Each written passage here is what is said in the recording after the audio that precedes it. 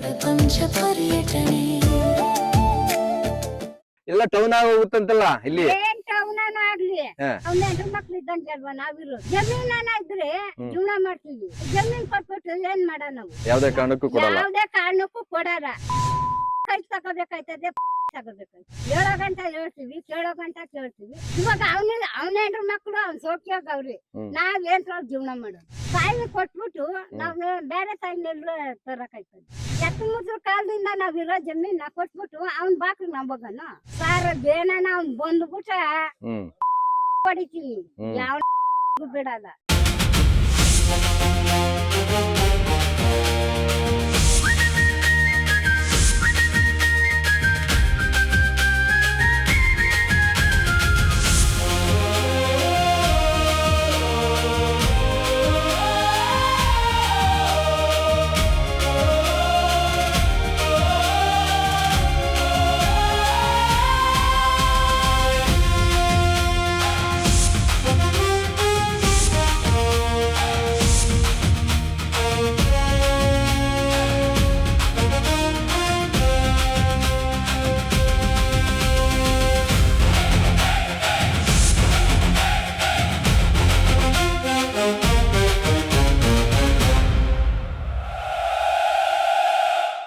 ವೀಕ್ಷಕರೇ ನೋಡ್ತಾ ಇದ್ದೀರಾ, ಒಬ್ಬೊಬ್ಬರು ರೈತರದ್ದು ಒಂದೊಂದು ಸ್ಟೋರೀಸು ಇದಿದೆ. ಒಬ್ಬೊಬ್ಬರು ರೈತರ ಕಥೆನೂ ಒಂದಿದೆ.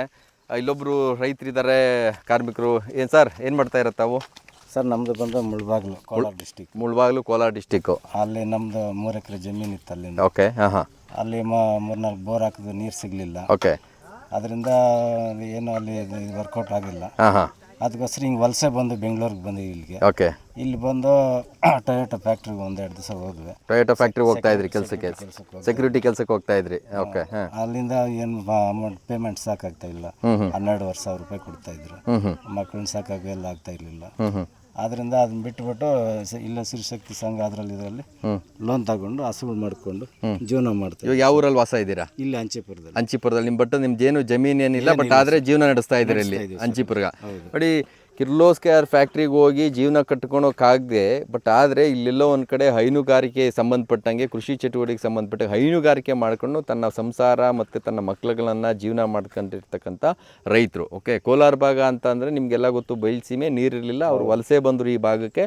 ವಲಸೆ ಬಂದು ಫ್ಯಾಕ್ಟ್ರಿ ಅದು ಇದು ಅಂತ ಹೋದ್ರು, ಜೀವನ ಕಟ್ಕೊಳಕ್ಕಾಗಲಿಲ್ಲ. ಬಟ್ ಆದರೆ ಹೈನುಗಾರಿಕೆ ಇವತ್ತೆಲ್ಲೋ ಒಂದು ಕಡೆ ಕೈನುಗಡೆ ಇಲ್ಲಿ. ಬಟ್ ಟೌನ್ಶಿಪ್ಪು ಬಂತು ಅಂತ ಅಂದರೆ ನಮ್ಮಂಥ ಎಷ್ಟೋ ಕೃಷಿಗೆ ಅವಲಂಬಿತ ಇವರಿಗೆ ಒಂದು ಇದಿಲ್ದಂಗೆ ಆಗುತ್ತೆ. ಯಾಕಂದರೆ ಟೌನ್ಶಿಪ್ ಬಂದಾದ್ಮೇಲೆ ಇಲ್ಲಿ ಹೈನುಗಾರಿಕೆ ಮಾಡೋಕ್ಕಾಗುತ್ತಾ, ಇನ್ನೊಂದು ಮಾಡೋಕ್ಕಾಗುತ್ತಾ ಅಂತಕ್ಕಂಥದ್ದು ಇವರು ವ್ಯತ್ಯಾಸ ಆಗಿದೆ. ಗೊತ್ತಾಯ್ತಾ?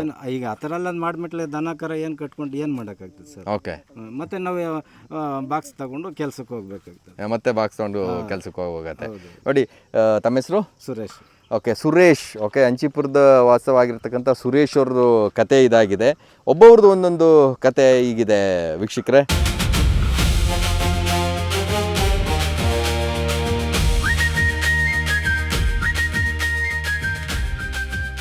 ಬನ್ನಿ ವೀಕ್ಷಕರೇ, ಇಲ್ಲಿ ನೋಡಿ ಸೋರೆ ಗಿಡಕ್ಕೆ ಇವತ್ತು ನಮ್ಮ ಕೃಷಿ ರೈತರು ಎಲ್ಲ ಸೇರಿಕೊಂಡು ಹಲವಾರು ಕೆಲಸ. ಯಾಕಂತಂದರೆ ನಾವೇನೋ ಒಂದು ಬರೀ ತರಕಾರಿನ ಬೆಂಗಳೂರಲ್ಲಿ ನೋಡ್ತೀವಿ, ಬಟ್ ಅಷ್ಟೇ ಅಂತಲ್ಲ, ಬಟ್ ಅದರಿಂದ ಹಿಂದಿನ ಬದುಕೇ ಒಂಥರ ವಿಚಿತ್ರವಾಗಿರುತ್ತೆ.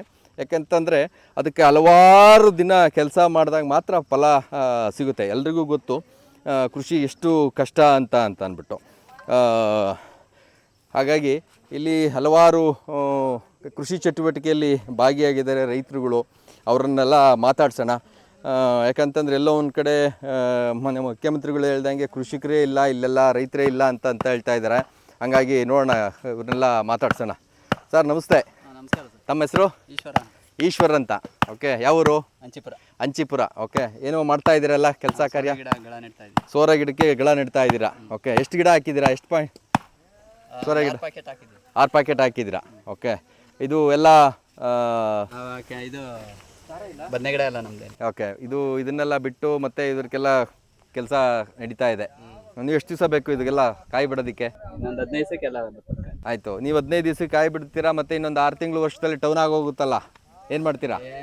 ಟೌನ್ ಆಗಿ ಬಿಡಬೇಕಲ್ಲ. ಟೌನ್ ಆಗಿ ಬಿಡಲ್ಲ, ಯಾವುದೇ ಕಾರಣಕ್ಕೂ ಬಿಡಲ್ಲ. ಅಟಕ್ ಬಿದ್ದಿದ್ದಾರಲ್ಲ ಮುಖ್ಯಮಂತ್ರಿಗಳು. ಬಿದ್ದಿರೆ ಹೈಕೋರ್ಟ್ ಏನೋ ಅವರು ಸಂಬಳ ಕೊಟ್ಟು ಮಡಿಕೊಂಡವ್ರೆ. ಹಾ ಹಾ ಯಾವುದೇ ಕಾರಣಕ್ಕೂ ಬಿಡಲ್ಲ. ಯಾವುದೇ ಕಾರಣಕ್ಕೂ ಬಿಡಲ್ಲ. ಎಲ್ಲ ಒಂದ್ ಕಡೆ ಕುಮಾರಸ್ವಾಮಿಯವರು ಮತ್ತೆ ಡಿ ಕೆ ಅವರ ಜಿದ್ದಾಜಿದ್ದಿನಲ್ಲಿ ರೈತರು ತೊಂದರೆಗೀಡಾಗ್ತಾರ? ಯಾವುದೇ ಕಾರಣಕ್ಕೂ ಆಗಲ್ಲ. ಹಾ ನಾವು ರಾಜಕೀಯದವ್ರನ್ನೇ ನಂಬ್ತಾ ಇಲ್ವಲ್ಲ. ರಾಜಕೀಯದವ್ರು ನಂಬಲ್ಲ. ರಾಜಕೀಯದವ್ರು ಎಲ್ಲರೂ ಅಷ್ಟೇನೇನೆ. ಹಾ ಅವ್ರ ಬೆಳೆ ಬೇಯಿಸ್ಕೊಳಕ್ ಬರ್ತಾರ ಅಷ್ಟೇ. ಹೌದು. ರೈತರು ಒಗ್ಗಟ್ಟಾಗಿದ್ದೀವಿ, ರೈತರು ನಂಬೇಕಷ್ಟೇ. ಹೌದು. ಇಡೀ ಹಲವಾರು ಇಂಡಿಯಾದಿಂದಾನೇ ಸಪೋರ್ಟ್ ಮಾಡಕ್ ಬರ್ತಾವ್ರೆ, ಡೆಲ್ಲಿ ತವಿಂದಾನು. ಯಾಕೆ ಹೆದರ್ಬೇಕು ರೈತರು? ಓಕೆ. ರಾಜಕೀಯದವ್ರು ಎಲ್ಲಾರ ನೀನ್ 10 ರಾಜಕೀಯ ಬಂದ್ರು ಎಲ್ಲ ಒಂದೇ. ನೀವು ರಾಜಕೀಯದ ಜೊತೆ ಹೋಗಲ್ಲ, ನೀವು ರೈತರ ಜೊತೆನೆ ನಾವು ಸಪೋರ್ಟ್ ಮಾಡ್ಬೇಕು. ಸಪೋರ್ಟ್ ಮಾಡೋದು ಯಾವುದೇ ಕಾರಣಕ್ಕೂ ಏನೇನು ಜಮೀನು ನಮ್ಗೆ ಆಗ್ಬೇಕು ಅನ್ನೋರೆಲ್ಲ ಇದು ವೈನ್ ಸ್ಟೋರ್ಗಳು ಮತ್ತೆ ಸ್ಕೂಲ್ಗಳು ಓಪನ್ ಮಾಡ್ಕೊಂಡಿರೋನೆ. ಬೇಗ ಆಗ್ಬಿಟ್ರೆ ಹೆಂಗೋ ಇನ್ನೂ ಒಂದ್ 10 ವೈನ್ ಸ್ಟೋರ್ಗಳು ಮಾಡ್ಕೋಬಹುದು, ಸ್ಕೂಲ್ಗಳು ಓಪನ್ ಮಾಡ್ಕೋಬಹುದು. ಅವಾಗ ಅವ್ರಿಗೆ ಲಾಭ ಆಯ್ತದಲ್ಲ. ಹೌದು. ರೈತರು ಎಲ್ಲಾನ ಹೋಗ್ಲಿ ಅಂತೇರೆ ಅಲ್ಲಿ ಈಗ ಬೇಕು ಅಂತ ಹೋಯ್ತಾ ಇರೋದು. ರಿಯಲ್ ಎಸ್ಟೇಟ್ ಬಿಸ್ನೆಸ್ ಮಾಡ್ತಾರ ಅಂತೇರೇನೆ ಬೇಕು ಅಂತ ಹೋಯ್ತಾ ಇರೋದು. ಅಪ್ಪಟ ರೈತರು ಯಾರು ಹೋಯ್ತಾ ಇಲ್ಲ, ಯಾರು ಹೋಗ್ತಾ ಇಲ್ಲ. ಬೆಳಿಗ್ಗೆ ಕಷ್ಟ ಜೀವಿಗಳು ಯಾರು ಹೋಗ್ತಾ ಇಲ್ಲ. ಯಾರನ್ನ ಈಗ ನಾವು ಓಪನ್ ಆಗಿ ಬಂದು ಹೇಳ್ತಾವ್ರ? ಖಂಡಿತವಾಗಿಲ್ಲ. ಅದು ಮೇನ್. ಹಂಗಾರೆ ಎಷ್ಟೇ ಕಷ್ಟ ಆಗ್ಲಿ ಉಳಿಸ್ಕೊಂತೀರಾ? ಉಳಿಸ್ಕೋತೀವಿ. ಏನ ಯಾರೋ ಹೇಳ್ತಾನೆ ಇದು ವ್ಯವಸಾಯ ಮಾಡಿ ಮಕ್ಕಳು ಓದ್ಸಕಲ್ಲ. ನಾನು ಡಬಲ್ ಡಿಗ್ರಿ ಮಾಡ್ತೀನಿ, ಇಬ್ರು ಮಕ್ಕಳು ಕೆಲ್ಸಕ್ಕೆ ಹೋಯ್ತಾವ್ರೆ. ಅವನೇನು ಜಮೀನೇ ಮಾಡ್ಬೇಕಾ ನಾವು? ಎಷ್ಟು ಎಕರೆ ಜಮೀನಿದೆ ತಮ್ಮದು? ನಮ್ದು 4 ಎಕರೆ ಇದೆ. 4 ಎಕರೆ ಇದೆ. ಓಕೆ, ಧನ್ಯವಾದಗಳು ವೀಕ್ಷಕರೇ. ಇದು ಇಲ್ಲಿನ ಹಂಚಿಪುರದ ರೈತರುಗಳ ಮಾತು. ನೋಡಿ ಎಷ್ಟು ವೈಭವವಾಗಿ ಬೆಳೆದಿದ್ದಾರೆ ತೋಟಗಳು, ಇನ್ನೊಂದು ಮತ್ತೊಂದು ತರಕಾರಿಗಳು. ನಾವೆಲ್ಲ ಏನೋ ಯಾವುದೋ ಒಂದು ಬೂಟಾಟಿಕೆಗೆ ಹೇಳುವಂಥ ಮಾತಲ್ಲ, ಖಂಡಿತವಾಗೂ ಇಲ್ಲಿ ರೈತ ಕಷ್ಟಜೀವಿಗಳು ಒಂದು ಉತ್ತಮವಾಗಿ ಬೆಳೆಗಳನ್ನು ಬೆಳೆದು ಒಂದು ಮಾಡ್ತಾ ಇರ್ತಕ್ಕಂಥವ್ರು. ಇಂಥ ಜಾಗಗಳನ್ನ ಎಂಥ ರೈತರಿಗೆ ಆಗಲಿ ಅದು ಆಕ್ರೋಶ ಖಂಡಿತವಾಗೂ ಕಟ್ಟೆ ಹೊಡೆಯುತ್ತೆ. ನಾವು ಬಿಟ್ಕೊಡೋಕೆ ರೆಡಿ ಇಲ್ಲ. ಯಾಕಂದರೆ ತಾತ ಮುತ್ತಾತ ಯಾರೂ ಸಹ ಮಾರದೇ ಇರೋಂಥ ಜಮೀನು ನಾನು ಯಾಕೆ ಬಿಟ್ಕೊಡ್ಬೇಕು? ಯಾರ್ದೋ ಟೌನ್ಶಿಪ್ ಹೆಸರಲ್ಲೋ ಇನ್ನೊಂದು ಹೆಸರಲ್ಲೋ ಬೇರೆ ಕಡೆ ಜಾಗಗಳನ್ನು ನೋಡಲಿ, ಎಲ್ಲೋ ಬರ್ಡ್ ಇರ್ತಕ್ಕಂಥದ್ದು, ಬರಡು ಭೂಮಿ ಇರ್ತಕ್ಕಂಥದ್ದು, ಬೆಟ್ಟ ಗುಟ್ಟ ಇರ್ತಕ್ಕಂಥ ಜಾಗಗಳನ್ನ ನೋಡಲಿ ಅಂತಕ್ಕಂಥದ್ದು ಇದು. ಯಾವುದೇ ರಾಜಕೀಯಕ್ಕೂ ಇಲ್ಲದೇ ಇದ್ರೂ ಪರವಾಗಿಲ್ಲ, ಅಥವಾ ಕುಮಾರಸ್ವಾಮಿ ಬಣ ಇರ್ಬೋದು ಅಥವಾ ಡಿ ಕೆ ಶಿವಕುಮಾರ್ ಬಣ ಇರ್ಬೋದು ಅನ್ನೋ ರೀತಿ ಅಂತಲ್ಲ. ಯಾವುದೇ ಕಾರಣ ಯಾರ ಜಿದ್ದಾಜಿದ್ದಿಗೂ ನಾವು ಮುಲಾಜಿ ಇಲ್ಲ. ನಾವು ರೈತರೆಲ್ಲ ಒಗ್ಗಟ್ಟಾಗಿದ್ದೀವಿ, ಯಾವುದೇ ಕಾರಣಕ್ಕೂ ನಾವು ಕೊಡಲ್ಲ ಅನ್ನೋದು ಈ ರೈತರ ಒಕ್ಕೂರಿನ ಮಾತು.